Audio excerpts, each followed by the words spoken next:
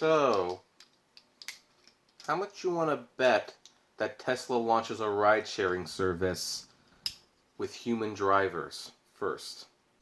Hey everyone, this is Kevin the Apptrepreneur, and news was made several months ago when Tesla hinted that they were going to be launching a ride-sharing service that would be completely run by Robotaxis. And that news has gotten more and more details now that we know from Tesla Roddy, where Tesla has officially outlined their plans for the Robotaxi ride-sharing service. And we're going to look over it, and then we're going to talk about a question that was asked after this presentation about where human drivers fit into this. So this might be fairly long, just to give you a heads up, but it's important for people here, obviously. Tesla CEO Elon Musk presented some new details on the Tesla Network's Robotaxi ride-hailing service during the company's Autonomy Day. Musk outlined how much his electric car owners, I gotta start that over. Musk outlined how much, wow, that just wasn't a well-written, that was not a well-written sentence right there, I'm sorry, no wonder that threw me off. That his should be gone. Musk outlined how much electric car owners can earn from the service, as well as how long vehicles can last operating as autonomous ride-sharing robotaxis. Musk started his presentation by reiterating Tesla's master plan, which includes the deployment of the company's Robotaxi program sometime in 2020, pending regulatory approval, of course, so basically not going to happen. Musk joked about Tesla's delays and the rollout of full self-driving features, though he did note that we said we're going to do the Robotaxi, and we're going to do the Robotaxi. Tesla owners who wish to use their vehicles for the Tesla network will be able to manage their electric cars through their smartphone. Musk dropped several points of information that will be key to Tesla network's Robotaxi service as well. Among these is the vehicle longevity.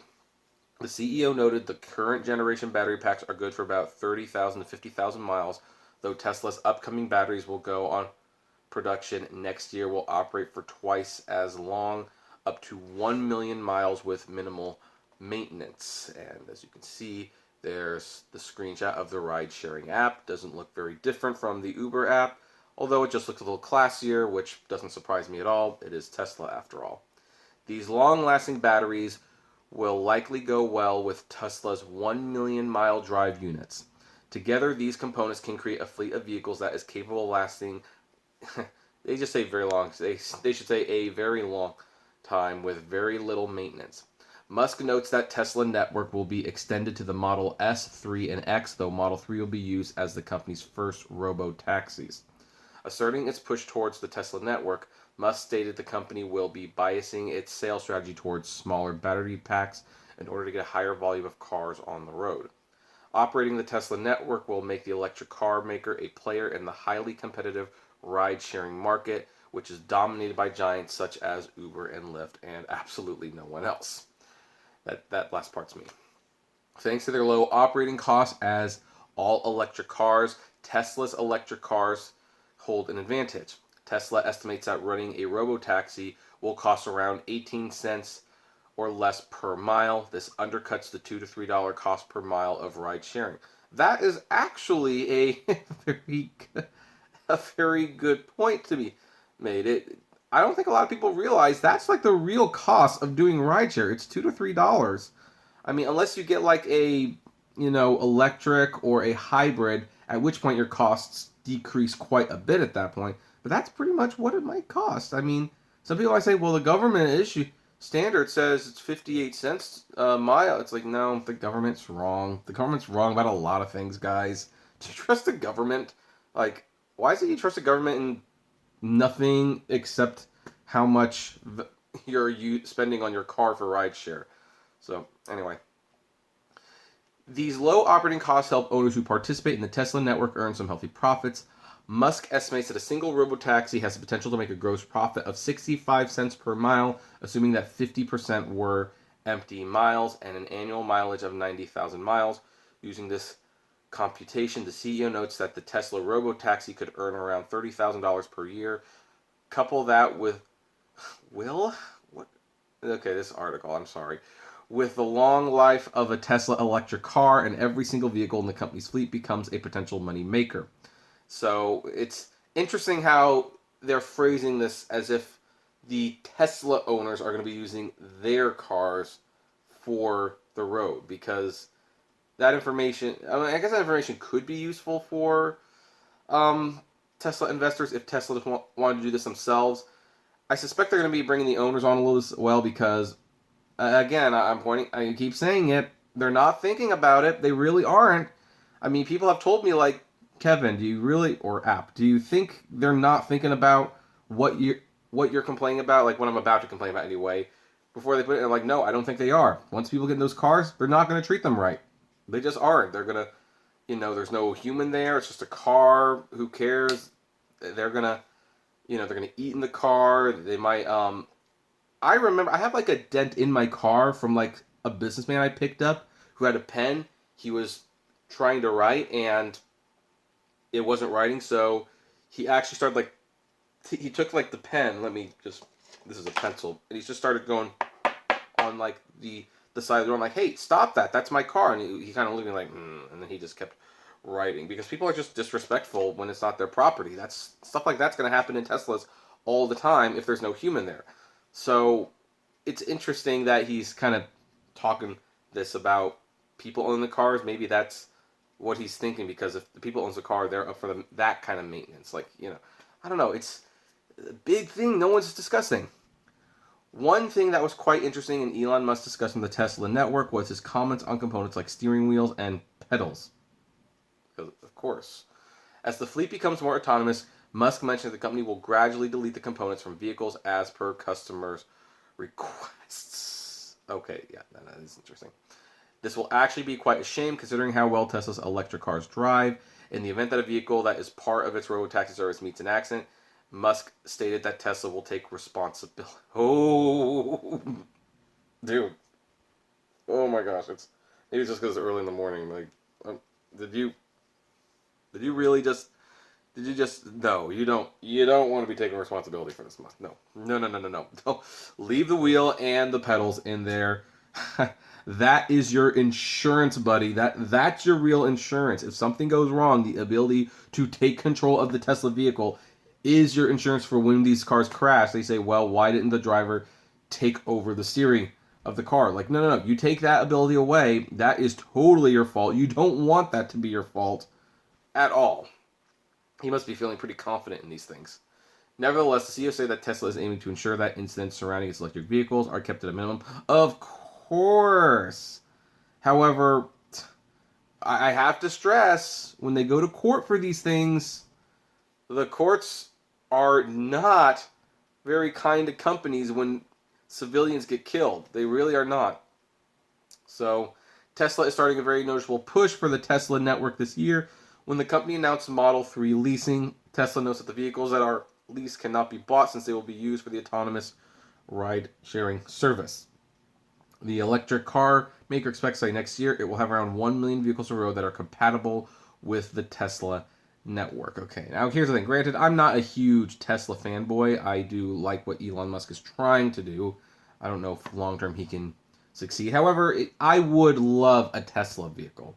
I mean, actually, I wanted a Tesla vehicle for a long time, specifically for ride sharing, because it's like I saved on gas, and it could have been Uber Black and Lyft Lux, whatever. I forgot what it's called now.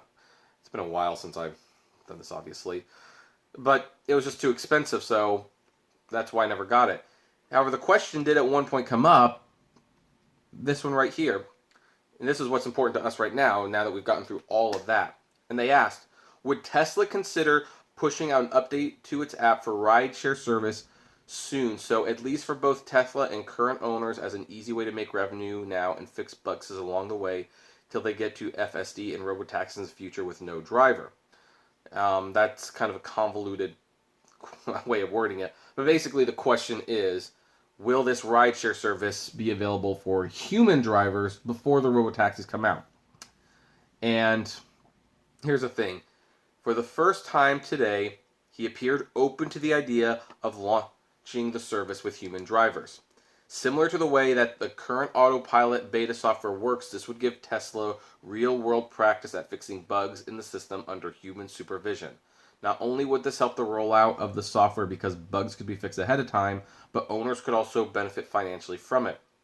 Given that the Model 3 is one of the most efficient cars ever made and doesn't require annual service, it can be an ideal car for ride-sharing service where drivers can keep a bigger share of their earnings if their running costs are low. We have no details yet on how this system might work, but if it's anything like Uber and Lyft, it could be a huge financial boon, not just for drivers, but for Tesla itself. So there you have it. Tesla is looking to launch this ride-share service for humans before Robotaxi. And by the way, this is what they're going to have to do. They will have to do this because these robo cars are not ready yet. They will not be ready for years. I mean, Tesla talks a big game, but keep in mind, even though they say, oh, by 2020, they're going to be out, we're going to have them on the road, we're technically 2 to 3 years late on their initial promise of the Robotaxis being on the road. These companies sell things to get investors to invest in their company. That's where a lot of their money comes from. So take it with a grain of salt. So when they're talking about launching a ride-sharing service that's going to be controlled by robotaxis, that is a way to get investors to invest more money, to prop up the value of the company. And then when someone asks, is this going to be opened up to human ride shares, they kind of let them know, yeah, we're actually considering doing that a little bit. And that is much more realistic. And in this sense, that means that it's not a complete lie. They will launch the rideshare service probably by this year or next. It will not be controlled by the robotaxis. It will be controlled by the humans. And it's going to be that way for a little while. But as long as it's making them money, that's all that counts. And they might even be in a better position to make more money off the rideshare service because they they likely won't be subsidizing the rides, first of all, because they're Tesla. This is not their main business. They've got other businesses to help prop this up. But also, I believe they will only let Tesla vehicles on the service, and they will charge a fair price. So rideshare people who want to get into this will be buying Teslas. So it will just sell more Teslas to them. And I think a lot of people, particularly the hardcore people like in Chicago, will probably invest more in Teslas because this is, frankly, great for them. Now, the only thing that might not be as good for them is that, well, how should I put this? The Tesla app will probably not have the amount of riders that Uber and Lyft have initially, so that there might be some growing pains there. However, that being said, I expect it to be big. I expect their ride-sharing app to be big. I am not sold that their robotaxi cars will ever be a thing, because to believe in that means that I would have to believe in the autonomous vehicle and probably the tooth fairy as well. However, I do believe in Jesus, so I don't know. There's an interesting line there. So anyway, that's the news about Tesla entering the rideshare service. So we might be talking about Tesla a heck of a lot more on this channel than originally thought. In the meantime, what do all of you think about this? What do you think of the service? What do you think about the idea? I would love to know, so comment below. Like, favorite, share, subscribe. If you enjoy my videos, consider becoming a Patreon member. It's totally optional, of course, but even as little as $1 a month goes a long way to helping the channel run smoothly, and you get access to my Patreon's exclusive blog. Also, if you want to check out my Apptrepreneur Vlogs channel, I can't talk today. That's bad if I'm going to make the next video. Yeah, we're uploading new videos there, and interesting stuff that's a little different from what we're doing here, so check it out if you would. We just had 200 subscribers, so thank you for helping keep it growing. Also, if you want to talk to me or other fellow rideshare people, check us out on Facebook at the Apptrepreneur Hangouts. I won't even push the gas app today because technically, if you're interested in Tesla, you don't use gas anyway. And as always, flame responsibly. Have a good one.